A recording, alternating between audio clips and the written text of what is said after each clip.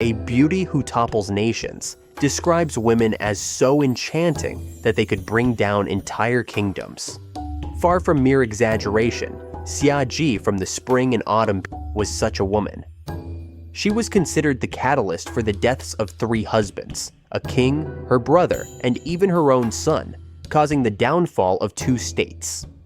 Let's step into her story to see how she became one of history's most unforgettable figures. Xia Ji was a princess of the state of Zheng, the daughter of Zhengmu Gong. With delicate arched eyebrows, almond-shaped eyes, and rosy cheeks, she was stunning from a young age. Rumor has it that before she was even married, she was involved in a scandal with her half-brother, who soon after died under mysterious circumstances. Following this scandal, Zhengmu Gong arranged her marriage to Xia Shu, who served as a commander in the state of Chen. After marrying him, she took on his family name, thus becoming known as Xia Ji. Shortly after their marriage, Xia Ji bore a son named Xia Shu. However, her husband passed away when their son was only 12. Xia Ji, now a young and wealthy widow of extraordinary beauty, attracted many suitors. Among them were high-ranking nobles, including the ruler of Chen himself, Chen Gong. Her influence over Chen Gong and 2 of his ministers was no secret. The 3 men were so enthralled by her that they publicly flaunted their affection, sometimes even wearing garments gifted by Xia Ji on formal occasions. One official was so appalled by their open behavior that he openly criticized them, urging restraint. His boldness cost him his life. From then on, no one dared to speak against her. As Xia Ji's son, Xia Shu, matured, he felt increasingly ashamed and powerless. Resentment grew within him until one day, while Chen Gong and his companions were once again reveling at Xia Ji's residence, one of them joked, "Doesn't Xia Shu look a bit like you, my lord?" The group erupted in laughter. In a moment of unbearable shame and rage, Xia Shu shot an arrow straight through Chen Gong's throat, killing him instantly.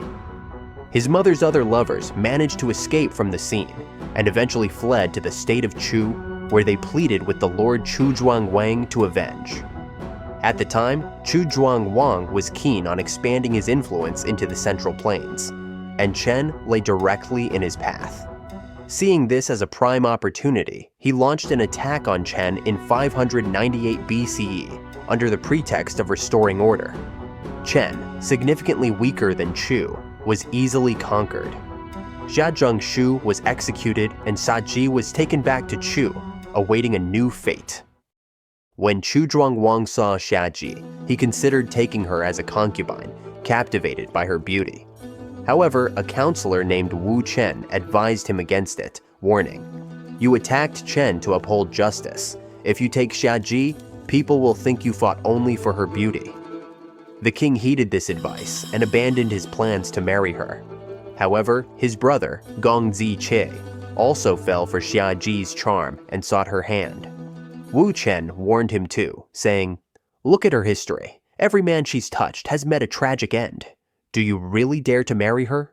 Gong frightened, withdrew his intentions. Eventually, Zhuang Wang gifted her to a widowed noble named Xiang Lao. Not long after their marriage, Xiang Lao was killed in battle, leaving Xia Ji once again a widow. But this time, even Xiang Lao's son attempted to claim her for himself. Wu Chen, who had previously dissuaded people from marrying her, now saw his own opportunity. He secretly approached Xia Ji, and together they escaped to the state of Jin. News of their escape shook Chu. Gong was furious, realizing that Wu Chen's counsel to reject Xia Ji had been a ruse to secure her for himself. Enraged and humiliated, Gong slaughtered all of Wu Chen's family members left behind in Chu. Wu Chen swore revenge. He suggested that Jin should ally with the rising state of Wu and sent emissaries to teach them the latest military techniques.